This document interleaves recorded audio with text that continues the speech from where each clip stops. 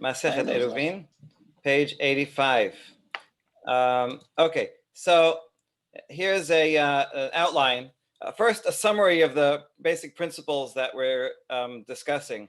All of these cases that we're discussing in these past couple of dapim today are about where you have two domains and some shared space in the middle.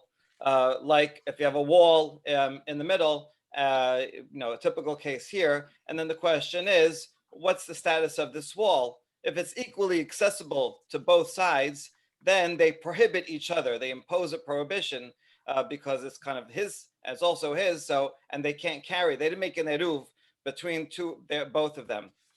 So that's that case. If it's easier for one of them to access and harder for the other one, then it goes to the one who has easier access to it. Right? Those are the cases we've been talking about before. And here we consider a vertical distance. If you have to throw it up, then it's a little bit more inconvenient than if it's flat. And if you have to go down into a ditch, that's also a bit more inconvenient than the other cases. Okay, so that was all talking about vertical distance and what's more convenient and less convenient.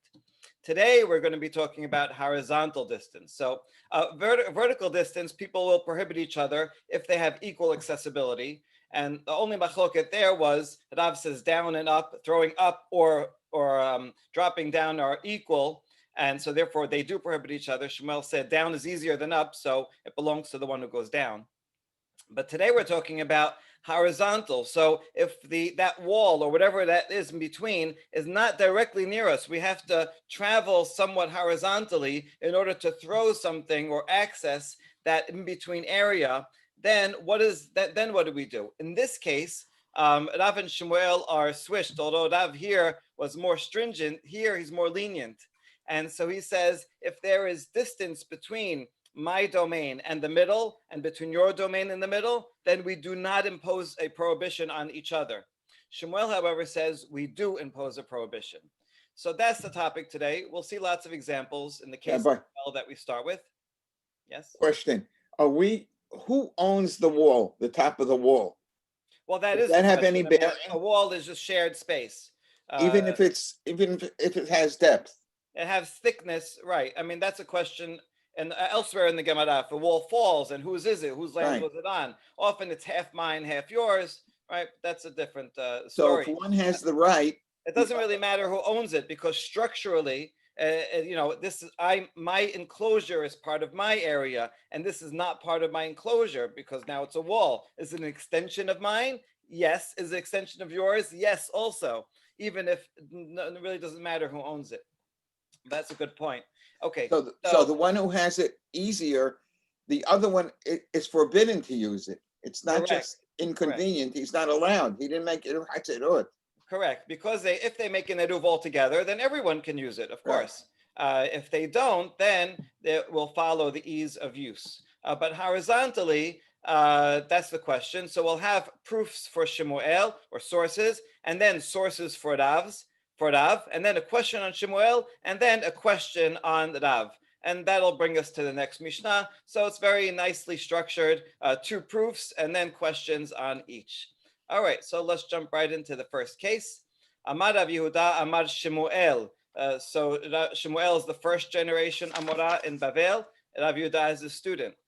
He says, Bor sheben sheteh chaserot, mufleget mikotel ze arba'a, umikotel ze arba'a, זה מוציא זיז כלשהו וממלא, וזה מוציא זיז כלשהו וממלא. So here's the case. We have these two walls. There's a better picture here. Okay, you have an enclosure here, right? So this is my house, this is your house, and we have a kind of a shared backyard here. It's walled in, so nobody can walk here. So I don't have to worry about anybody walking and carrying or anything like that. But there is a well that we can both have access to. Now, the well is at least 4 tefachim away from my window and 4 tefachim horizontally away from your window. If not, if the well, let's say the well was bigger and it went right to my window and your window, then that would be the same as the cases we've been talking about before. That's like a wall in between. And here I have to go down to get it, and you have to go down to get it. And that's equal access, and therefore we would prohibit each other. But in this case is different because here it's not simply down, but rather horizontally. I have to throw my pail out the window in order to get it. And so here's the principle. According to Shemuel, I already told you who it's by. Well, it says, Amad Yehuda, Amad Shemuel. So according to Shemuel, since it's a horizontal distance, so my access to it will not impose a prohibition on you, and neither will you, because you have also a distance. You will not impose a prohibition on me. So therefore, we're both allowed to access the well. Nevertheless, Shemuel requires that you put a ziz, a board, or we'll see first you said a board. That's this picture. A board. What was the purpose of the board? Doesn't really do anything. It's simply a mnemonic. It's a reminder that only in this case is it allowed because you have 4 amot and 4 amot here, so we don't impose each other. If, however, it was bigger and it went right under, then it would be a problem, like the other cases. So that's what we need the board for. So that's what Rav Yehuda says the name of his teacher. Rav Yehuda himself, Rav Yehuda Dideh Amad, afilu kanya, says, you don't need a board. All you need is even a thin reed, more like this, just a thin reed. The point is simply to show that there are 4 amot here, and that's why I don't impose on you, because there's the space. If it was right under, then that would be a problem. Rabbi, excuse me, did they make Eruv Hatzerot? No, they did not make an eruv in this case. Oh, If they made an eruv, then of course it's it would be different, no right, of problem. course. They could carry anything they wanted in right, between. okay. There's no eruv here, but there's also nobody walking, so like you wouldn't really need an eruv. Right. It's only because you want to be able to get this and bring it in. I mean, it's also enclosed, so it's a private domain. If my neighbor wasn't there, or if he didn't have a window, then it's all mine. It's okay. It's I could just bring it in. It's only because it is a shared area. That's why it could be a problem, but this space makes it not a problem, according to Shemuel. Okay, good. So that's the case of the well, and Shemuel requires boards and reeds. And now let's see the source. Amar le Abaye le Rav Yosef. Ha de Rav Yehuda dishmuel he. So Abaye is telling Rav Yosef, in the later generation, that which you taught is in fact the opinion of Shemuel. I mean, this seems kind of obvious because Shemuel said it. Amar Yehuda in the name of Shemuel. But I think his point is that even what Rav Yehuda said here is also in the name of Shemuel. Don't read it as if this is 2 different opinions.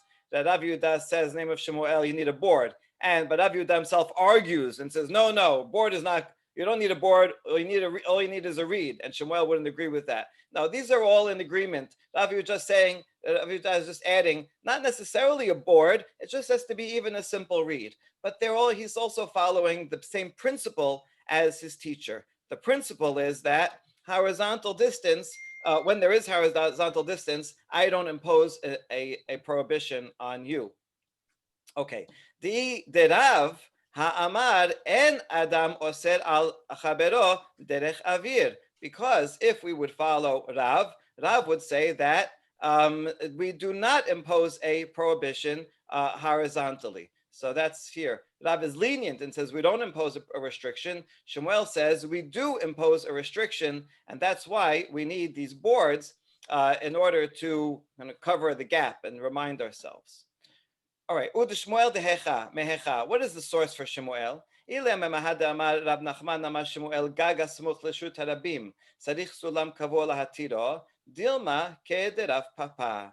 So we want to find another case where Shemuel we see would impose a prohibition, even though it's a horizontal distance. And so we can look at a case, one that we saw yesterday, this case here. So this is a case where this is the shared space, this rooftop, and it's accessible both from this balcony, that's pretty easy access, and also from here, from the street, which has access. They can throw things up here. And in this case, we saw that if there is no ladder here to clarify, then it's prohibited both to the balcony people and to the street people. And the question here is why? In this case, usually when you have a roof, you're throwing things up on the roof.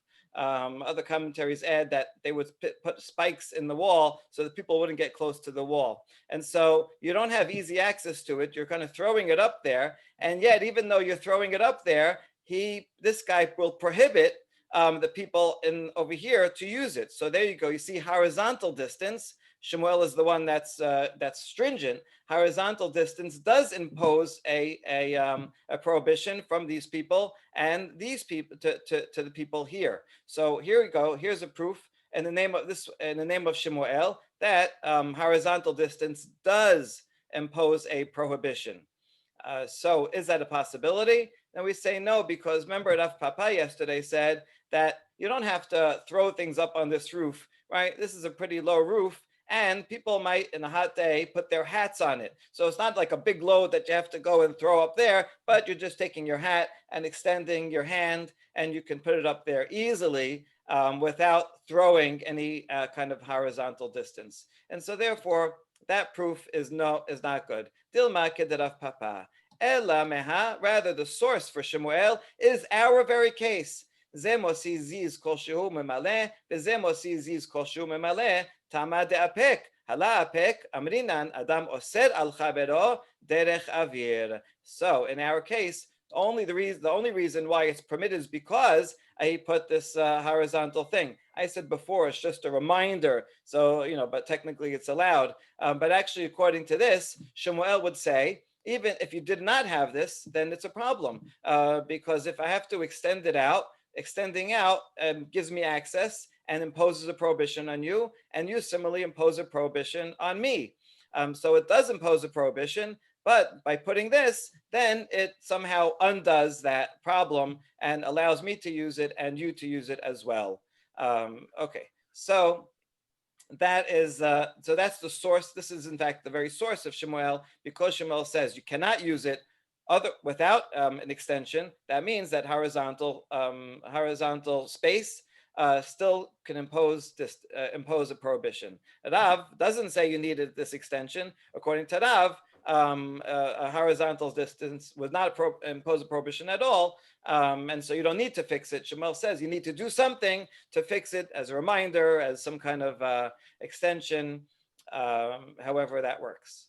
Okay, so we have a source for Shemuel. Very good. How about Rav? Uderav mehecha.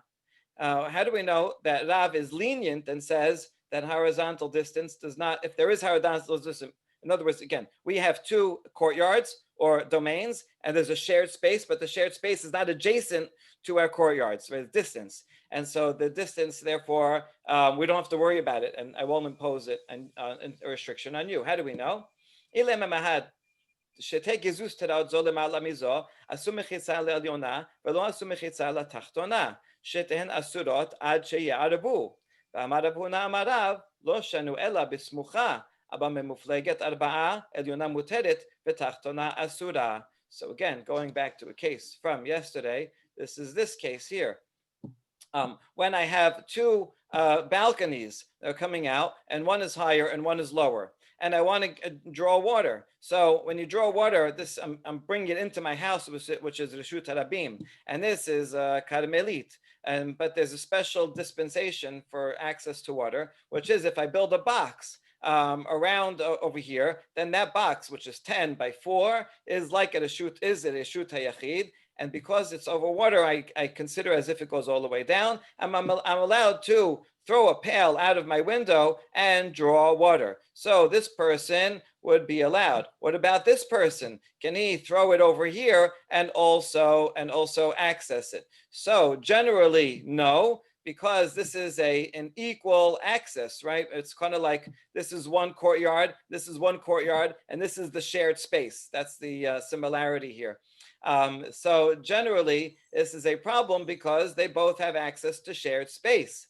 However, Rav added to this, this is only when they are near each other. But if they far apart from each other, 4 tefachim, in other words, 4 tefachim this way, horizontally. Yesterday, Abaye said, what if they're 10 tefachim close to each other? That was vertically. Forget that. Now, Rav is saying, if there's space from here to here, 4 tefachim, then this guy cannot impose a restriction on this guy.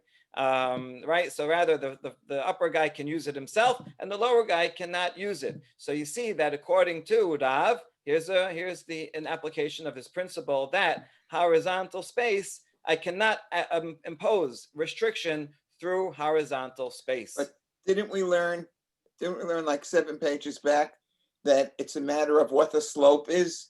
3 Tvahim over 10 amot, something like that? Yeah, So, right. So in and this case, that we're would not make it specifying. into, It's a lower, not specifying how much lower this is. But the point is that it's close enough that I could throw it over. I don't know what the maximum would be. Maybe 10 tefachim. So we say not necessarily. That's not necessarily a good proof. Why? Dilma shene hachad dechavante lazeh bezrika v'shilshul velazeh b'shilshul lechudeh ke lazeh bezrika velazeh bepetach dameh. Maybe the reason why Rav is lenient when there's space between here is because this would be a case where this guy only has to go down, right? He's straight over. This guy would have to throw it up and sideways and then down. So the sideways part is not the reason why he's lenient here, but rather the throwing it up. So when we have two things that are equally accessible, so we always go with the easiest access. This guy has easier access because it's only one direction. He has to go up and down. That is more difficult. Maybe that's why when there's space, then it's more difficult. If there's less space, right? Imagine if there's only 1 or 2 tefachim, then he doesn't really have to throw it much, and so that throwing up and doesn't count, and so they would prohibit each other. And so maybe the reason is not because of that the distance saves him, because in general horizontal distance doesn't count. So it's not necessarily a proof from this case. Rather, ela mehacha ela mehad amar Rav Nachman amar Abba bar Abu amar Rav. This is all in the name of Rav. שני בתים ושלוש חורבות ביניהם, זה משתמש בסמוך שלו על ידי זריקה, וזה משתמש בסמוך שלו על ידי זריקה, ואמצעי אסור. So now we have another picture. We have one house. This is my house here, and this is your house all the way on the right. Okay, in between there are 3 ruins, right? Ruined, a dilapidated house that nobody lives in and barely even has walls. Okay, so we have 2 solid domains, and this is the shared space that nobody owns in between. So here Rav said that the law is that the one that's next to my house, I am allowed to use, right? That's right near me. And the one next to your house, you're allowed to use and carry in and out. But the one in the middle, nobody can use. Oh, so here, why would this be? The one that's next to my house, fine. I have easy access. However, you technically could throw something through all the way here and let it land here. And so if you would impose restrictions horizontally, right, even though this is far away, so what? It's still in between both of us, right? So in other words, according to Shemuel, who says we do impose horizontally, you might say all this is accessible horizontally, even though it's not adjacent to me. But you see, Rav does not say that. And so this is a proof that horizontal distance, because I'm distant from here, from yours, does not impose a restriction, and so therefore you can use it. Okay, so this would seem to be a nice proof. Okay, later on, Rav Benona was repeating this statement. He says, "You're quoting that in the name of Rav? Did Rav really say this halacha that in the case of 3 in a row, that the sides can be used but not the middle?" Yes, he said that. Show me where he lives, right? Show me where is he staying. He showed him, here's where Rav lives. Rav is still alive. Did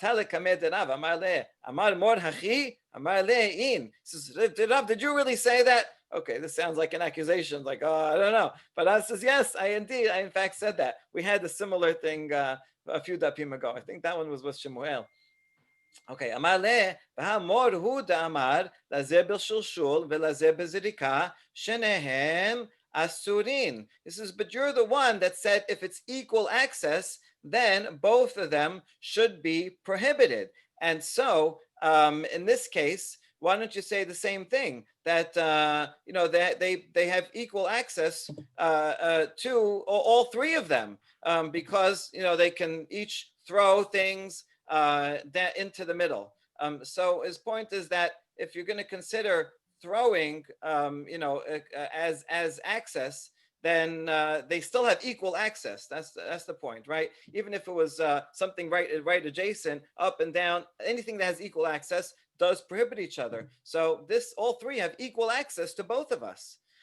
So why are you saying that these two are permitted and only the middle one is prohibited if there is equal access horizontally?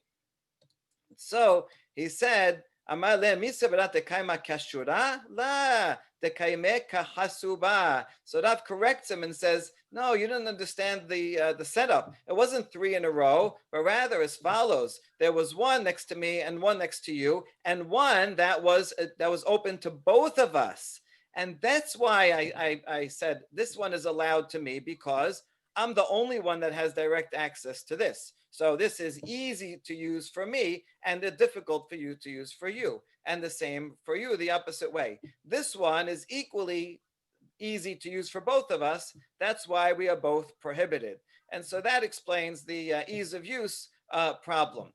And Rav's opinion still applies here, because even though this guy could throw all the way into here and impose a restriction, we don't say that. So therefore, throwing does not impose a restriction, and but this one is still prohibited because it's not really about throwing. Here it is adjacent to both of us. Oh, okay. So when you set it up this way, then everything makes more sense. Okay. Amar lerav papa lerava lema Shemuel. Okay, so that was the two proofs. The proof for Shemuel's opinion and the proof for Rav's opinion. And now we're going to have one question on Shemuel. Okay, just the principle that we need is that a makom patur means something that's not a domain at all. Anything is that it's under 10 or less than 4 by 4 wide is not a domain, and therefore when you put something on there, it's like it's floating. It doesn't land. Okay, so that we're gonna have a question on Shemuel and then a question on Rav. Under 10 or over 10? If it's less than 10, if it's less than 10, then it's part of the floor. If it's over Right. 10 but Well, shorter, makom patur, if it's not 4 by 4. Okay. Lema Shemuel let le de Rav Dimi. It must be that Shemuel does not agree with Rav Dimi. What did Rav Dimi say? That Rav Dimi is one of the Nuchuta'eh. He lives in Eretz Yisrael, but he's always traveling to Bavel and bringing traditions. Techi atad Rav Dimi, Amar Rabbi Yochanan, when he came, he said in the name of the master, Rabbi Yochanan, Makom she'en bo arba al arba, mutar libnei reshut harabim uvelibnei reshut ha'achid lechatef alav,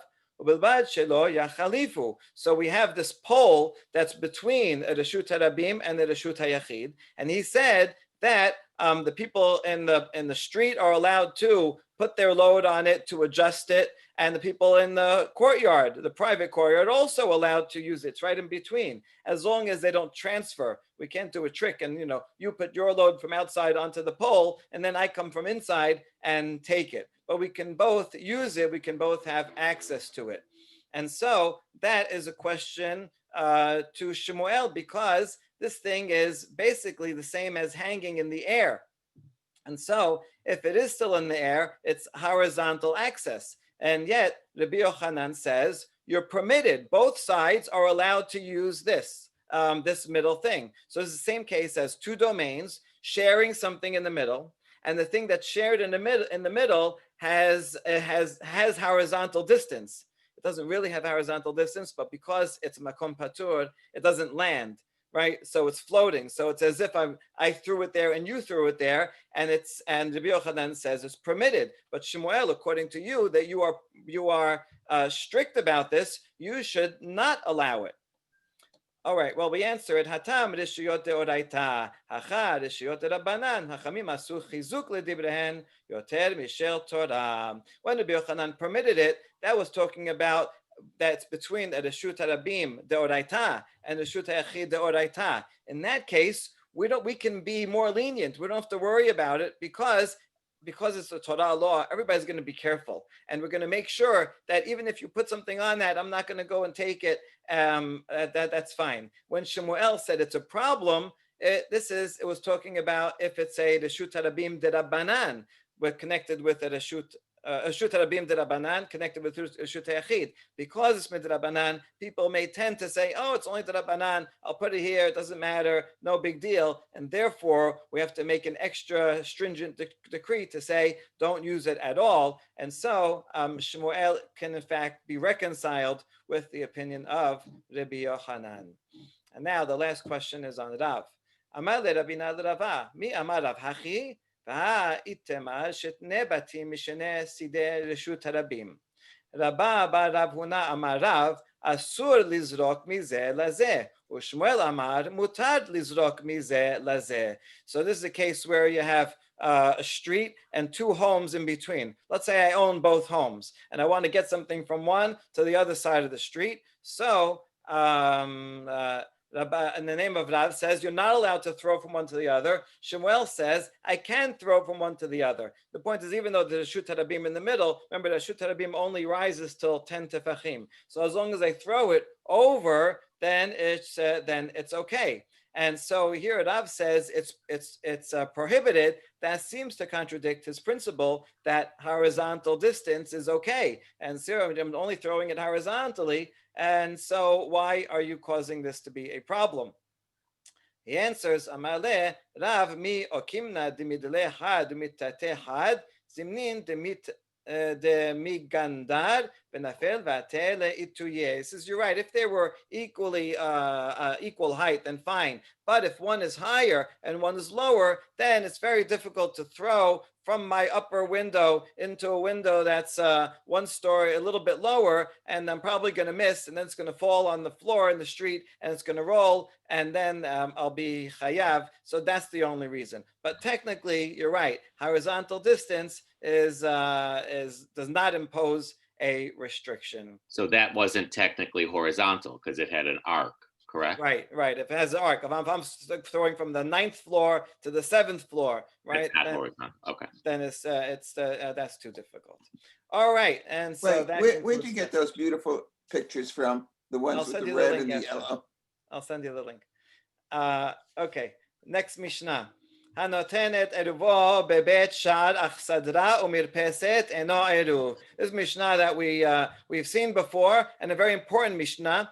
It's giving us the basic principle that when the eruv has to be placed in an area that is considered a dwelling spot. Why? What's the point of an eruv? It's saying that all of our houses where we live are all going to be shared space. And so by putting the meal in one of our homes, so we're all coming over for dinner, right? And therefore we're sharing all of our courtyard.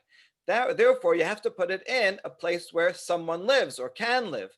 And that excludes a bet sha'ar, a gatehouse, achsadra, portico, and mirpeset is a balcony. Here's another nice picture. What's the difference between the bet sha'ar and achsadra? Achsadra is an open portico, right? You just go in there from the rain to open the door. Bet sha'ar is an inside anteroom where you go and take off your shoes there. So they're the same thing because even though they're both protected, nobody lives in this area. I mean, I guess technically you could bring a sleeping bag and sleep here, right? But they're not made as a bedroom.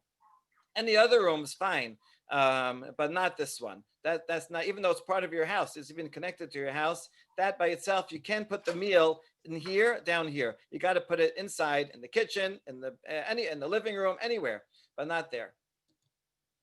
Okay, good. Behadar sham eno oser alav. Let's say someone does live there, right? I don't know. I have a guest over, and I don't have any room. No, I don't have any extra bedrooms. Even someone's sleeping on the couch already, and I say, okay, you could sleep over here, right? And he's fine. And let's say that guest does not prohibit everybody else. In other words, that guest does not have to contribute to the eruv. Even if I rented it out. I rent out this space here. You could sleep in the hallway, right? It's still not considered an open a dwelling area. People are always going in and out. Have to step over his bed. So even if someone happens to live there, it's still not considered a dwelling space. Good. Bet hateven ubet habakar ubet ha'esim ubet ha'osarot hareze eruv. However, a shed, hay shed, cow shed, wood shed, storehouse. All those things, they're not really made for a living area, But in a pinch, you can live there just fine. Nice, and cozy. You sleep on the hay, and it's very comfortable. And so, if I rent out some space, and I say you could, live in the woodshed, then that is a dwelling space. And so, therefore, I can put my eruvs there. V'hadar sham oser. And if I rent out my that area to you, and you live there, then you have to contribute to the eruv. And if you don't contribute to eruv, then the eruv is not good. Rabbi Yehuda adds, Omer, im yesh sham tefisat yad shel bal habayit eno oser. If the owner has a title there, in other words, if I can go into my shed anytime, even if I rented it out to you to sleep there, then there's no problem. It does not prohibit because so David asked us some weeks ago, right, about a rental. So if I rent a house from you, then it's I have exclusive access, right? The landlord is not supposed to go into a tenant's apartment, right? If it's rented out, I don't think they're allowed to without permission. So that's why if it's that scenario, a usual rental, then the renter has to contribute. However, in this case, since you're renting out my shed, and I'm always going into the shed, even though you're sleeping there, right? So then, even though I'm renting it out, it's not your exclusive domain. You're more like a guest in my house, and therefore you do not prohibit. You don't have to contribute to the eruv. Although we still could put the eruv there because it is a dwelling space. So that would be an in-between case. All right, that's similar to a hotel, right? Where if I rent out a hotel room, although I'm renting it out, so it's my space, but the hotel management and their staff can come into the room anytime, right? They have keys and we expect that they're going to come in and out. And so therefore, you would not need to make an eruv in a hotel. Very good. אמר רב יהודה ברד רב שמואל בר שלת, כל מקום שאמרו הדר שם אינו אוסר, הנותנת עירובו אינו עירוב, חוץ מבית שער דיחיד. So Rav Yehuda is making an equivalence. Any place that is not a dwelling place, that the person living there is not considered a dweller and he does not have to contribute to the eruv. Also, if you put your eruv, the bread, in that place, it's not a good eruv, right? In other words, the same definition for both. If it's not a dwelling place, then on the lenient side, the person living there is okay, doesn't prohibit everybody else, but you can't put the eruv there, except for bet sha'ar deyachid. Bet sha'ar means the gatehouse. So in front of my house, I have a gatehouse, like a guard might be there to watch people. Everybody goes through the gatehouse. Now, even though, right, of one person, one house's gatehouse. One person's gatehouse has very little traffic. And now if someone happens to sleep there, then they still is not restricted to use a passageway, only person, he does not render it prohibited for the other residents of the courtyard. But in eruv, placed there is a valid eruv. In other words, it's part of my house enough that you could place the eruv there, but it's not actually a dwelling place. And so that's an in-between category. Okay. וכל מקום שאמרו חכמים אין מניחין בו עירוב, מניחין בו שיתוף, חוץ מאוויר מבוי. Now, any place that I'm not allowed to put the bread for an eruv, I can put a shituf mevoot, right? So if we have many courtyards together, so let's say, in an outdoor area, like a balcony, I can't put an eruv chatzerot on a balcony because nobody lives there. But if we're joining together many courtyards, then it has to be in any courtyard. And it could be anywhere in the courtyard, even right in the middle in the open space, because that courtyard is part of, I'm joining together courtyards. So see, that's the basic principle. If I'm joining together houses in one courtyard, it has to be in one of the houses. And if I'm joining courtyards together with one alleyway, then it has to be in one of the courtyards, but that can even be in an outdoor space. The only difference is me'avir mavoy. A shituf mavoot cannot be placed in the mavoy itself, right? That would be equivalent of putting an eruv in a courtyard and not in a house. Okay, so it has to be in one of the courtyards. All right, so that was a little statement of Rav Yehuda, my kamash malan. Hold on, isn't this all this obvious? We know all of this. Tenena, we said all these things in our Mishnah, right? We said hanotenet eruvo bebet sha'ar, achsadra. We said mention bet sha'ar, achsadra mirpeset eno eruv. Eruvhu de lahave hashituf have. So if all these things I can't put my eruv there, then obviously it's saying I can put my shituf there when I'm joining together many courtyards. Okay, so it seemed to be obvious, but there are still a couple of chidushim. Bet shad yachid ba'avir de mavoy istari chale. Right, those two exceptions, the Mishnah did not specify them, and that's why delotenan. That's why this is a good statement. It does add something. Tanyana mehachi, and we have a baraita that backs up this statement of Rav Shmuel Bar Shelat. It says, "Hanotenet eruvo bebet shar achsadra mirpeset ubechaser ubemavoy hareze eruv." Okay, so I'm allowed to place an eruv in all these places. Wait a second, this doesn't make sense. Batanan enze eruv. If you put it in a mavoy, it's not a good eruv. And bet shar we said is also a problem. Ema hareze shituf. Oh, we didn't mean that. We meant that these are all good places to put a shituf mevoot. But even that, shituf b'mavoy lamintar. Wait, we just said I'm not allowed to put the bread of a shituf mevoot in the alleyway itself because it's not watched there. Someone's going to come and take it. It's not a safe place. Oh, ema bechaser shebemavoy. I didn't mean bechaser and mavoy as two separate places, but in one of the courtyards of the alleyway. But even out in the open, that is fine. The shituf can be in any outdoor, even outdoor space or indoor, but it has to be within one of the courtyards and not the alleyway itself. Okay. Amar Rav Yehuda Shemuel b'nei chabura shu mesubin v'kadash alehem hayom pat she'al hashulchan somchin alehem mishum eruv v'amrila mishum shituf. We saw this story some dapim ago that we're sitting around on Friday night. And sometimes they would start their meal Friday afternoon because it's still light out. So they start their Friday night meal before Shabbat, before they accepted Shabbat. And so now they're sitting around, and then they realize, oh, sunset is about to start. It's about to be sunset, and we didn't make an eruv. We forgot to make an eruv together. So right there on the spot, they could say, well, we're all sitting around. We're all sharing a meal. So the bread that's on the table, we'll consider that to be our eruv, so they can rely on that as an eruv, and that's fine. So that would be on their table. How could they have a meal before Friday afternoon? That's not allowed. They would say kiddush. Once it gets sunset, they would say kiddush, and then they keep eating. Before they prayed. They pray mincha before. They can pray You can't make eruv on Shabbat. What? You can't make an eruv on Shabbat. It says Kadash Alem Hayom. It means it was about to begin. Okay, so they were eating. Yeah. Before Shabbat, basically. Right. Shabbat came, they didn't pray yet. Pray what? They said Mincha before. They didn't say Arbit. Arbit, no, they'll say Arbit after. You don't have to say Arbit. So you're not allowed to have a Seudah after Hatzot on Friday. Like they do in Deal, all the people. Right, because it's okay because we accept Shabbat. It is going to be a Shabbat meal. Shabbat, they can't make an eruv. Okay, so maybe they had just hors d'oeuvres. Okay, fine. Okay. Okay. Amar Rabbah. So and others say no, they made a shituf.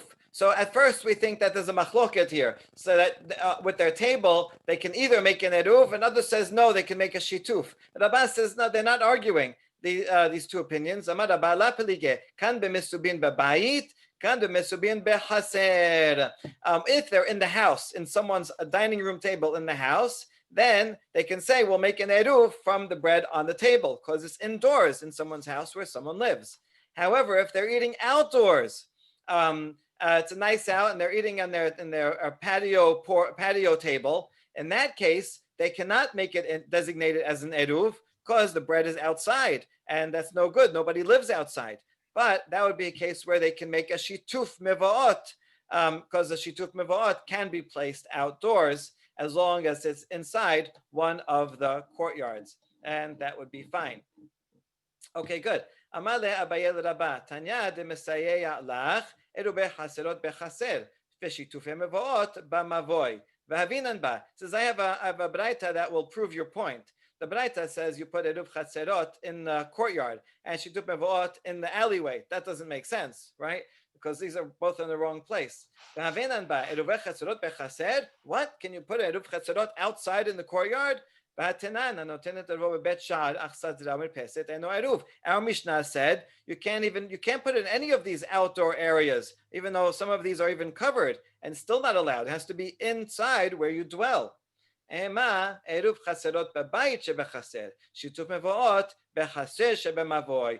this Baraita, we have to reread it. And what it really means is that you can put the Eruv in a house that's in the courtyard. And the Shituf Mavot has to be in a courtyard that is in a courtyard that is part of the Mavoy. That's what you have to say it means. And the next part we could leave for tomorrow. Baruch Adonai Olam, Amen ve'amen. Where'd you get these